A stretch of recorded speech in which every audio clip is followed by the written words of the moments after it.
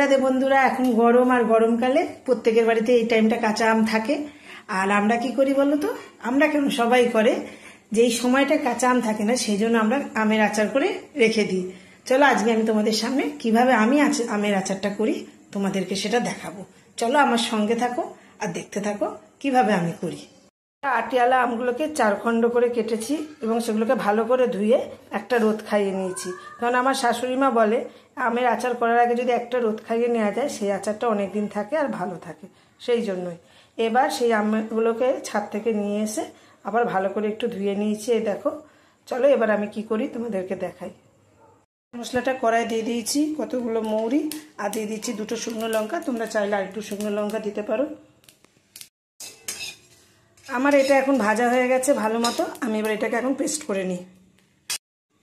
এইদিকে আমি বসিয়ে দিলাম আবার কড়াইটা, তাতে দিয়ে দেবো সামান্য পরিমাণে একটু সর্ষের তেল। তেলটা যেই গরম হয়ে যাবে তার মধ্যে দিয়ে দেবো 5 ফোড়ন, 2টো শুকনো লঙ্কা আর 2টো তেজপাতা। ফোড়নটা ভাজা ভাজা হয়ে আসলে আমি কেটে রাখা আমগুলোকে দিয়ে দিচ্ছি। আমটা যখন হালকা ভাজা ভাব হবে, বেশি তো আম ভাজতে লাগে না, তারপরে আমি দিয়ে দেবো পরিমাণ মতো লবণ। লবণটা আমি একবারে বেশি দিলাম না, পরে আমি আরেকবার দেখে নেবো। আর একটুখানি হলুদ, তোমরা চাইলে এটা স্কিপ করতে পারো, তাও আমি দিলাম। কারণ মা বলেন আমার মানে ছেলে মেয়ে তো রাত্রে দিনে বলে কোনো ব্যাপার নেই, ওদের যখন কিছু ওরা আচার খাবে, আর রাত্রে হলুদ দেওয়া মানে হলুদ ছাড়া জিনিস আমাদের খেতে নেই, সেই জন্য আমি 1 ফোঁটা হলুদ দিয়ে দিলাম। হলুদটা দিলে একটা কালারটাও খুব সুন্দর আসে। এবার যে আমার হলুদটা নুনটা আমটার সঙ্গে একটু মানে মাখো মাখো হয়ে আসবে, আমি দিয়ে দেবো পরিমাণ মতো জল। খুব একটা বেশি জল দেবো না, আবার যে একদম কম সেটাও না, যাতে আম কটা একটু সেদ্ধ হয়ে যায়, সেই জন্য জল দিয়ে আমি এবার এটাকে ঢাকা দিয়ে দেবো কিছুক্ষণের জন্য। এই দেখো বন্ধুরা, এখন আমি ঢাকনাটা খুলে ফেলেছি, আমার আমগুলো সেদ্ধ হয়ে গেছে, দেখলেই তোমরা বুঝতে পারছো। এর থেকে বেশি সেদ্ধ আমি আর করবো না। এবার এর মধ্যে আমি দিয়ে দেবো গুড়টা। এবার গুড়টা এখন আমি দিয়ে দিচ্ছি। গুড়টা দেবার পরে আমি এটাকে একটু ভালো করে নেড়ে নিই। আর আমি দিয়ে দেবো তার সঙ্গে কিছুটা পরিমাণে চিনি।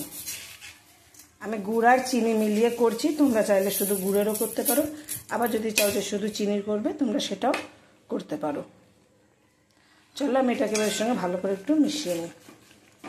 দেখো ঠিক সেদ্ধ হয়ে গেছে, আর এদিকে আমার একটু না বেশি টাইট হয়েছে না খুব ঝোলা, আমি একটু এরকমই রাখবো, তোমরা চাইলে আর একটু গাঢ় করতে পারো। এবার এই অবস্থায় আমি দিয়ে দেবো এর মধ্যে যে মশলাটা ভেজে রেখেছিলাম, এই যে গুঁড়িয়ে নিয়েছি সেই মশলাটা পুরো আমি এবার এর মধ্যে দিয়ে দেবো। দিয়ে এবার এটাকে একটু নেড়ে নেব, নেড়ে আমি গ্যাসটা বন্ধ করে দেবো, দিয়ে ঢাকা দিয়ে রাখবো।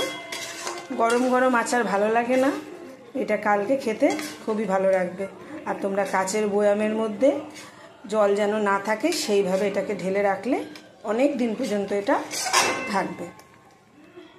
চলো টাটা বাই বাই। হ্যাঁ, আর একটা কথা, তোমরা চাইলে এই অবস্থায় এটাকে একটু রোদ খাইয়েও নিতে পারো কাচের বয়ামে রেখে। চলো আসি, টাটা। ভালো লাগলে লাইক আর কমেন্ট করতে ভুলো না। টাটা।